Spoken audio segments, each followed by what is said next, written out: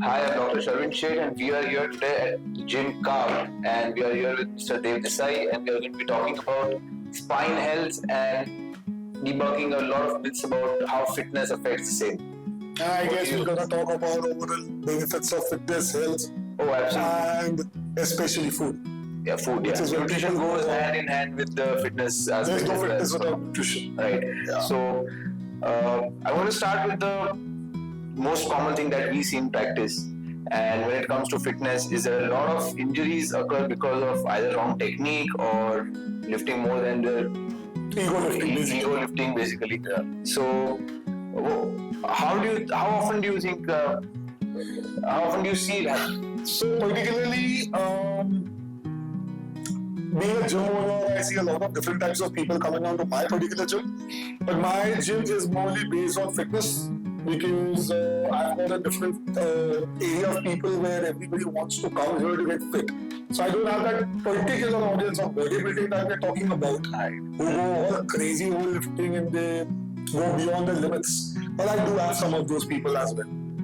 So what I noticed with these people is it's mostly ego lifting. The technique is absolutely wrong. There is no approach towards a goal.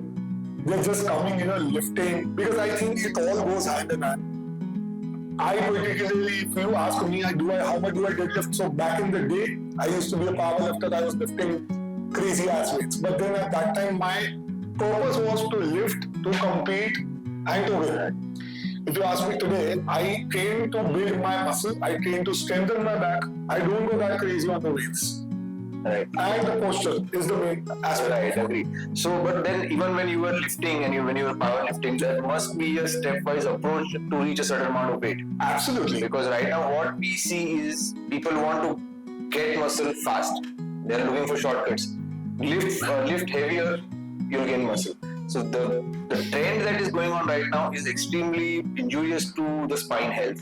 Absolutely. Right. So and I think that is one of the biggest problems, Sharan, that comes is that people, they are not stretching enough. That is the first thing to talk about. Secondly, coming down to lifting weights, so why does everybody, there's a saying that you need to do warm-up sets, you let the muscle warm, you do a bit of cardio. The only reason behind that is that your body should warm a little so that you're not injury prone. When you're cold and when you come lift, like let's say if I have a capability of lifting 200 kilos and I lift it, immediately I'm going to pull my muscle because my muscles are not ready to lift that weight. So that is where people go wrong. And the other place is that progressive overload is also a very nice way of training. That is the way I have been training myself since years. same. But then, of course, you also are doing the same. But then there's a way of doing it. Like let's say you start your bicep curls with 5 kgs. The next set, you see if you can take out 15-20 reps on the first set.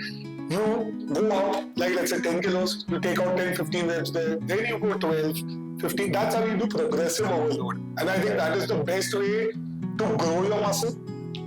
For the wear and tear also, and it is very less to injury. It's not prone to injury, basically. Yeah. So the message here is to do your warm-ups, do your stretches first, then start the proper exercises and lift the weights accordingly. Right.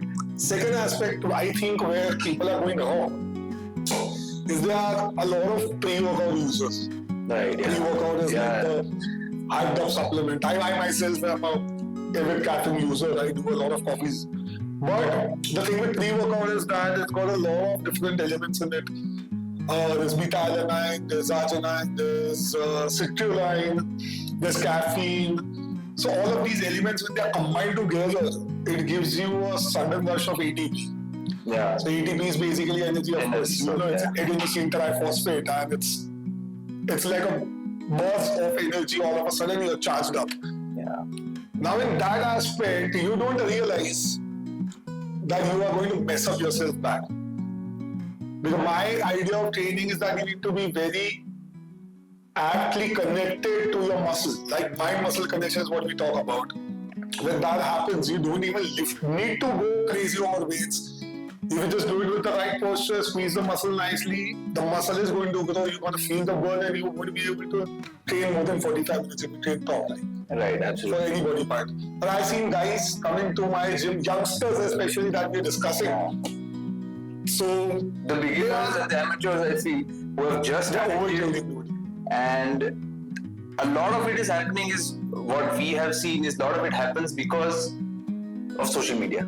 Absolutely. So they And want I'll tell you to the picture worst themselves part. lifting heavier weights.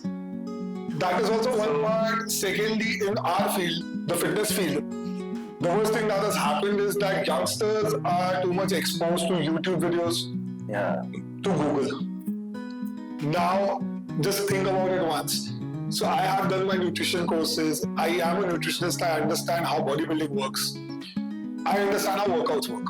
If any random person can easily get a diet and workout plan from Google, why don't they look like me? Simple question. True. Because it's a generalized platform. Same goes with workout videos. That I have a huge fan following of a bodybuilder called Sebum. Yeah. Chris Bumstead. Yeah, he just won He's a the- legend now. Yeah. And yeah, he just won the Olympia recently. Recently, And he yeah. took a retirement. So he played a smart game playing a retirement. And I think he's younger than us. He's 28, Yeah. 29. And he took a 28. retirement. Why? Because he knows that the wear and tear is not going to last him long. Oh, yeah. So when boys are looking at that, they are trying to mimic the same thing. Now those guys are on a different level. They are on different medicines, and by medicines I mean anabolics, hormones, very strong diet plans. They've got doctors who monitor everything. Now you cannot compare yourself to them. You're just looking at the exercise part. They have an entire team working behind them for that kind Exactly. You are not looking at the actual part. You're just seeing the exercise part of the person or the nutrition plan. Probably the that end is shown. product of the result. Like, Exactly. Yeah. But what goes behind that? Now, recovery is one subject which I explored 5 years back. yeah. And I think recovery is the most important aspect of a good body. If lifting is one part, recovery is the most essential part of it. You grow when you sleep. You need to do. So I particularly do IV drips every 3-4 months to rejuvenate, to take a lot of different Yeah, a minerals lot in of my body. antioxidants and multivitamin supplements is what is Exactly. required That is for the one. muscle to grow. I am a big user of supplements, Right. which is still a taboo in India because people are not open to taking supplements. But then you cannot take all the nutrition out of food. There is no. So you have raised a very important point here about supplements. That there is a huge wrong notion in the majority of our population that whey protein should not be consumed at any cost. No matter whey protein, plant-based proteins, any kind of protein supplement is detrimental to your health. So and I always have to try to convince them that protein is a It's the building key source of your element. body. Building block So of you muscle. need It's the to- main source. Energize your muscle. Protein, like how glucose is for brain, protein is for muscle. Exactly. Right. So, what would be your thoughts on this wrong conception? Well, if you've come across such people, imagine my job, bro. I work in the gym, I own the gym, I manage the nutrition, so I get these questions every goddamn day. Out of 10 people, 8 people are asking this. We don't want to take supplement the kidney kharab hai, this, that. Simple question is that if you're eating paneer, if you're eating ghee, if you're eating dahi, what is whey? Whey is a byproduct of milk the same way. Okay, you need to know the source of origin. I'm a biggest believer that the difference that I saw, people are spending way more on the way they look outside. Yeah. They'll wear an expensive t-shirt, they'll wear a good watch, branded shoes, branded belts. Okay, when you ask them that you need to take these supplements, they're going to us, saste wala dikhao. Now you're spending on the external part. I'm a big believer that I'll take the best product and consume it. So that I know the source of origin, which is a good quality protein source. Now coming back to that, again, as we are here to debunk a lot of myths, I've seen a lot of people using isolated protein. So isolated is basically the purest form of whey. It's lactose-free whey. Now I have a lot of these youngsters, again we talk about coming here, using isolated whey. It is a better quality protein, which is a fact, better than whey. And they are adding in milk.